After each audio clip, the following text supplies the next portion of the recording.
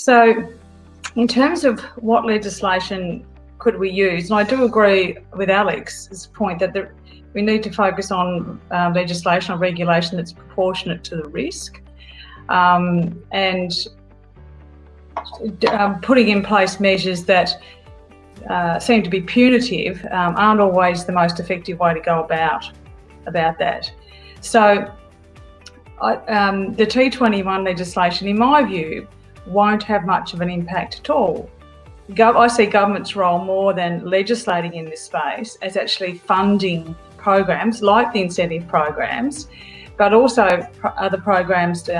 We haven't had a massive media campaign funded by the government in recent years at all. I remember as a young person, all sorts of anti-smoking TV ads and big billboards and campaigns. We haven't had one like that for some time now. And I think that's where government should be focusing their energy, into the public education, dealing with the underlying issues, dealing with economic disadvantage, dealing with the intergenerational poverty that we see and the smoking that tends to go with it, looking at incentivisation of programs that do work, and as Maya has described, but I was aware, I'm well aware of that trial and the carbon monoxide monitoring that was actually first initiated by some midwives in the Royal Hobart Hospital. And so there's lots of really good ideas that there were people actually working with the pregnant women, for example, who can be drawn on to say, well, how can we really support people here? So I think, as I said at the outset, legislation is a really blunt tool. We should really be looking at trying to address the underlying factors rather than use such as a blunt instrument as that. And if you want to look at the legislation or the regulation around vaping, and I know there's a bit of movement federally around this, and there's been some more recent debate, but I think we really need to focus on a consistent message around vaping, and so ideally it would be a nationally consistent approach.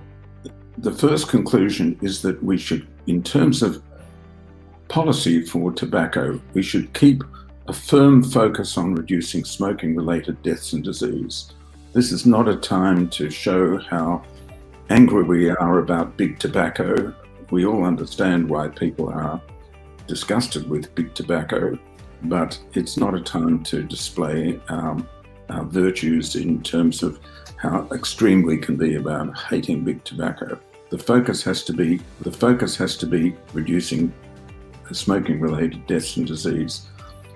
Secondly, we should shift nicotine from being regulated by the Therapeutic Goods Administration as a treatment, and we should shift it to a consumer product where it would be regulated by the ACCC, the Competition and Consumer Council. And the third reason is that, the third conclusion is that we should have risk proportionate regulation. So the regulations should be proportional to the risk. Vaping is much less risky than smoking. And this covers a whole range of fields, but particularly tax, vaping in public, advertising and flavours. We have such an amazing opportunity in Tasmania to really do something meaningful, and with such a small population, but yet having such a high rate of smoking, it's such an important place to be able to trial some innovative strategies. The big thing with smoking during pregnancy is that it is the #1 cause of poor pregnancy outcomes. So we know that women who smoke while pregnant are more likely than non-smokers to have pregnancy complications, birth complications, babies born too early, born unwell, and devastatingly more likely to have babies stillborn. So as I said, the problem with this as well is the babies born are more likely to continue smoking themselves. And really, when you look at it, the women who are smoking while pregnant, usually their mothers smoked while they were pregnant. So this becomes this culturally ingrained thing, and that's what we need to shift. So really, if you can help a mother or father, because we know that a father smoking, while around the pregnant woman is going to have similar effects. If we can stop them from smoking, you can basically shift an entire culture, and that's what's kind of needed in Tasmania, especially. We have really high smoking and pregnancy rates. There is no doubt, beyond any reasonable doubt, that vaping products are much, much less harmful than smoking. We know that from the basic physics and chemistry, we know it from the toxicology of what's in the vapor, and we know it from exposure biomarkers, what you get in the blood, the urine and saliva of people who use these products. Much, much lower exposure. The Royal College of Physicians says unlikely to exceed 5% of the risks of smoking, maybe substantially lower than that. So Alex's formulation, at least 95% lower than smoking, is probably about right. We don't know the exact numbers, but that's how to think about it. Secondly, though, I really want to pick up the point Ruth made about you can't legislate your population into good behavior.